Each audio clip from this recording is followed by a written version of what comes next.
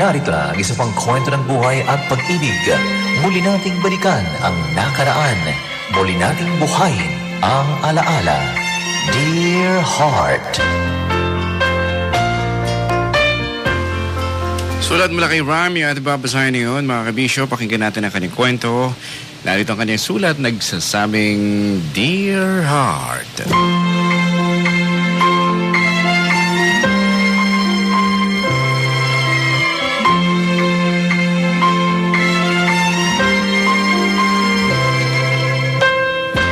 Please call me Ram.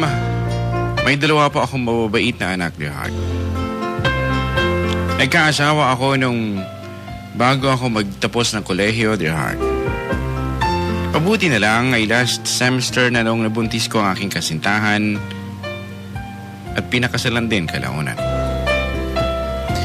First year college pa lang kami kasi kami ni Mercy noon ay naging malapit na kami hanggang sa naging magkasintahan. Wala kami sa mga medyo malayong bayan dito sa Ilocos kaya nung nag-aaral kami sa kolehiyo ay pareho kaming nangupahan, Dear Heart.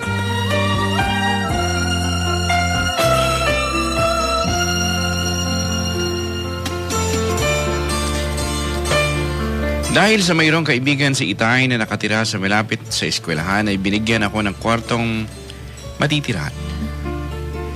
Makalipas ang isang taon ay nag-migrate na sa ibang bansa ng pamilya ng kaibigan ng Itay, Dear Heart. Naging kaibigan ko rin sila at sa akin nila pinagkatiwala na noon ang bahay nila.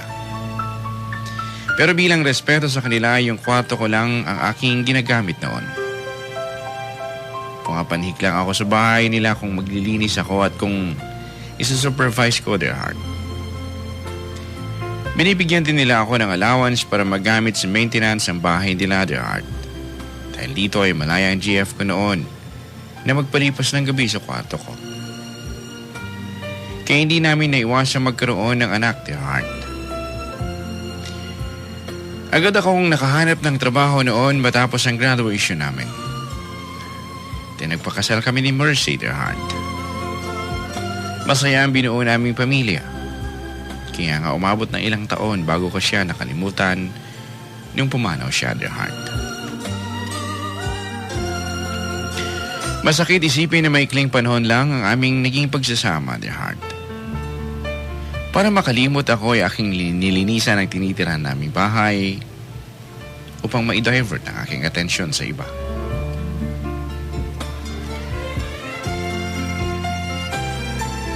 Lumipas ang ilang taon, Dear Heart. Grade 6 na noon ang anak namin.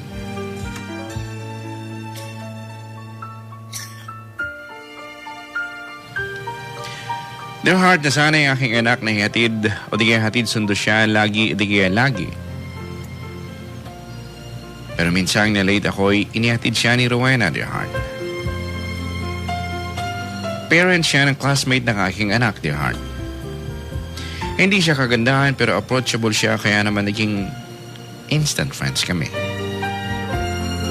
Mula noon ay kusa na niyang inihatid ang anak ko, sunduin man o di kaya sunduin ko man o hindi. Hanggang sa nagkaroon ng activity sa eskwelahan na kakailanganin o di kaya kailangang daluhan ng mga magulang. Kaya nag-effort ako na pumunta, Dear Heart. Dahil nais kong ipadama sa anak ko na kahit wala ang kanyang inay, nandito pa rin ako na kanyang ama na nagmamahal sa kanya.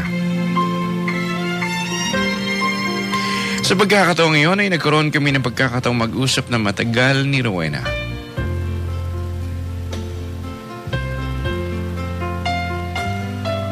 Nagkakwentuhan, Dear Heart, hanggang sa nakapagpwede niya na ikwento niya sa akin ang kanyang buhay pag-ibig. Live-in partners lang sila ng ama na kanyang mga anak, Dear Heart.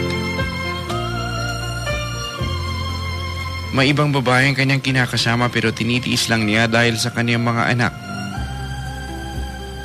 Mula nung araw na yon ay naging mas malapit na kami sa isa't isa, Dear Heart.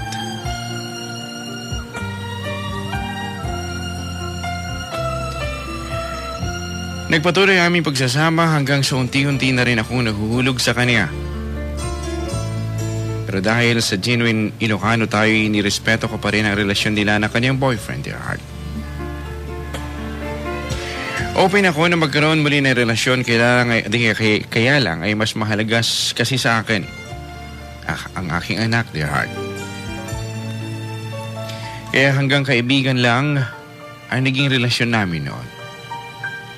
Hanggang may pangyayaring nagtulak sa amin upang mangyari ang hindi dapat mangyari, dear heart. Lubhang nasaktan si Rowena sa pagtataksil sa kanya ng kanyang kinakasama. Dahil garapalan na daw kung ipakita noon ng kanyang boyfriend ang kanyang ginagawang pambababae. Kaya hindi na niya nakaya pa.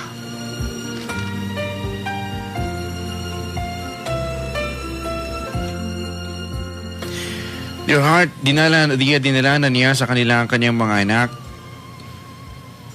Tapos kinailangan niya ako para may makinig sa kanya. Medyo tamado na siya noong binisita niya ako at may dala pa siya noon dahil sa gabing iyon ay nais na niyang magpakalunod sa anak, dear heart.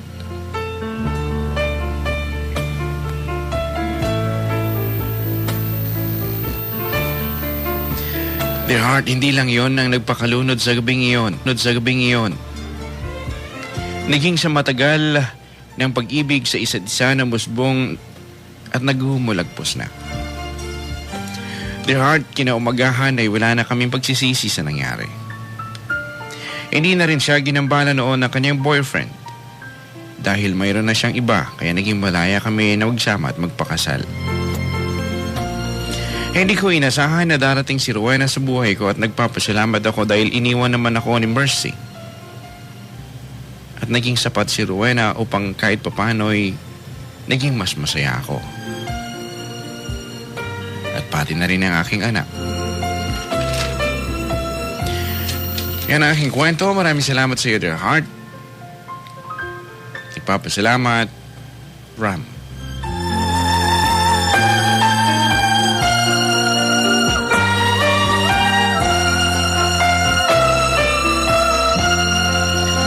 Yan po, sulat para kay Ram, mga kabisyo, sa ating Dear Heart program. Maraming salamat din sa iyo, Ram, sa iyong sulat. Well, good luck sa inyo. Iniimbita po natin ang mga gusto magpadala ng kanilang sulat. Pwedeng ipadala sa ating email address, loveradiolawag@yahoo.com. Di kaya pwedeng ibigay sa amin ng personal. Magsadya lamang dito sa stasyon, mga kabisyo.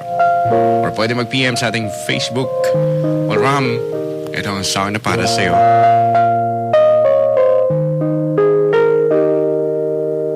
I've been living with the shadow overhead.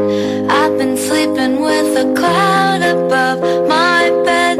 I've been lonely for so long, trapped in the past, I just can't seem to move on. I've been hiding all my hopes and dreams away, just in case I ever need them again someday. I've been setting aside time to clear a little space in the corners of my mind. All I wanna do is find a way back into love. I can't make it through without a way back into love.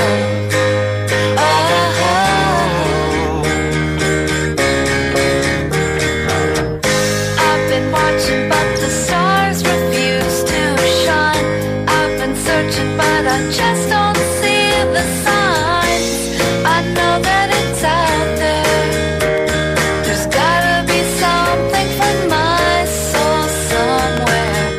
I've been looking for someone to shed some light, not somebody just to get me through the night. I could use some direction, and I'm open to your suggestions.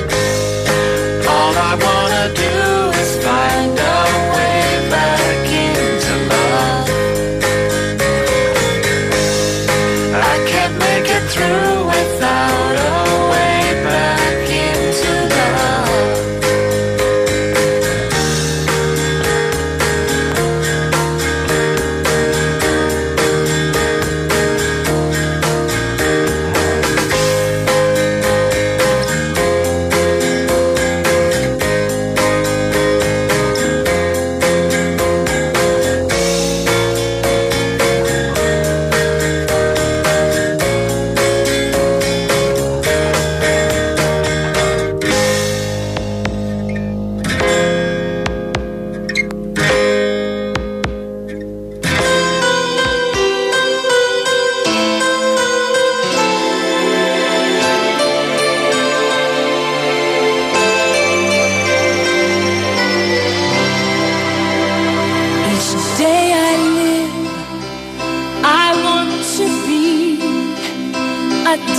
to give the best of me.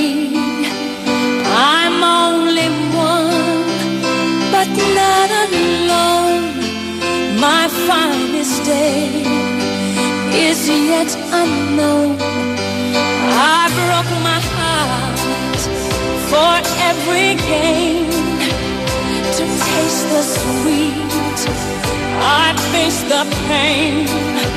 I rise and fall, yet through it all, this much remains. I want one moment in time when I'm more than I thought I could be. When all of my dreams are a heartbeat away, and the answers are all up to me. Give me one moment in time when I'm racing with destiny. Then in that one moment of time, I will feel eternity.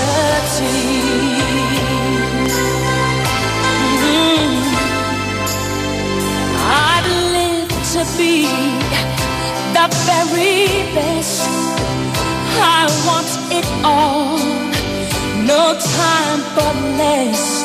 I've laid the plans, now lay the chance here in my hands.